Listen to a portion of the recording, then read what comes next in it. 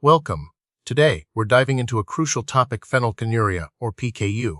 Specifically, we'll be exploring the devastating effects of untreated PKU. This is a journey into the complex world of genetics, biochemistry, and the profound impact of early intervention on a child's development. Join us as we uncover the science behind PKU and why understanding it is so vital. So, what causes PKU? It all boils down to a genetic mutation.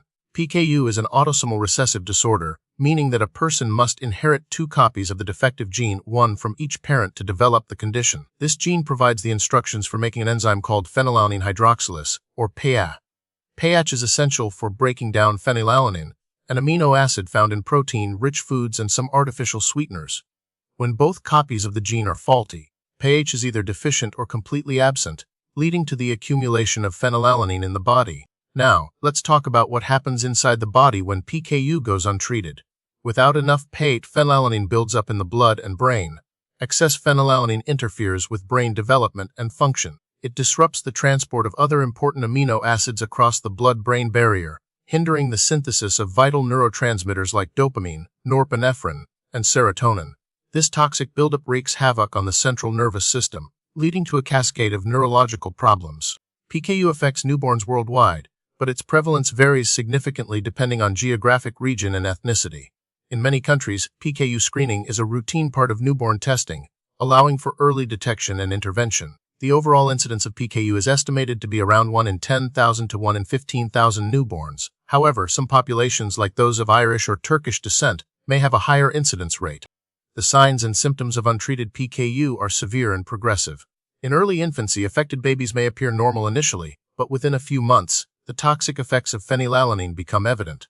Without treatment, children with PKU typically experience developmental delays, intellectual disability, seizures, behavioral problems, and psychiatric disorders. Other characteristic features include a musty odor in their breath, skin or urine eczema, and fair skin and hair due to impaired melanin production. If left unmanaged for several years, hyperactivity, autism, catatonia, and abnormal EEG result. Fortunately, PKU is diagnosed through a simple blood test. In most developed countries, newborns are routinely screened for PKU within a few days of birth as part of their newborn screening panel. This test measures the amount of phenylalanine in the blood. If the phenylalanine level is elevated, further testing, such as a quantitative amino acid analysis, is performed to confirm the diagnosis.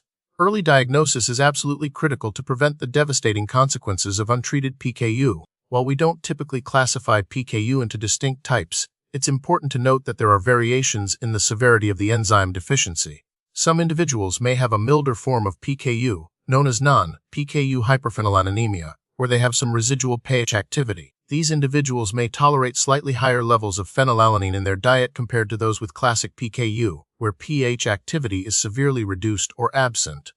The cornerstone of PKU treatment is a carefully managed diet.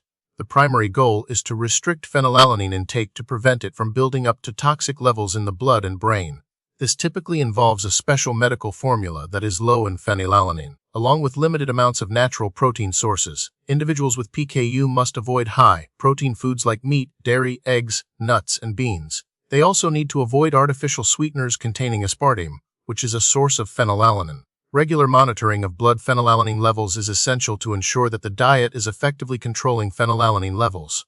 Some individuals with PKU may also benefit from medications like sapropterin, which can help increase PA activity in those with certain types of PA mutations.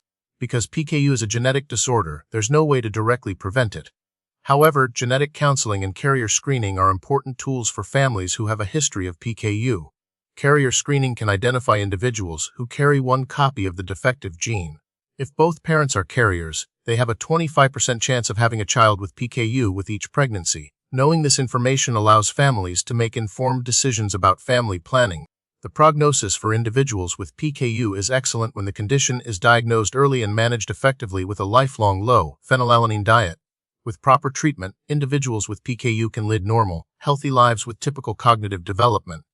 However, untreated PKU can lead to severe and irreversible brain damage. Research continues to explore new and improved treatments for PKU, including enzyme replacement therapy and gene therapy, which hold promise for potentially curing the condition in the future. Another area of active research is focused on understanding the long-term neurological and psychological effects of PKU, even in those who are well managed on a low phenylalanine diet. By continuing to advance our knowledge of PKU, we can further improve the lives of those affected by this condition.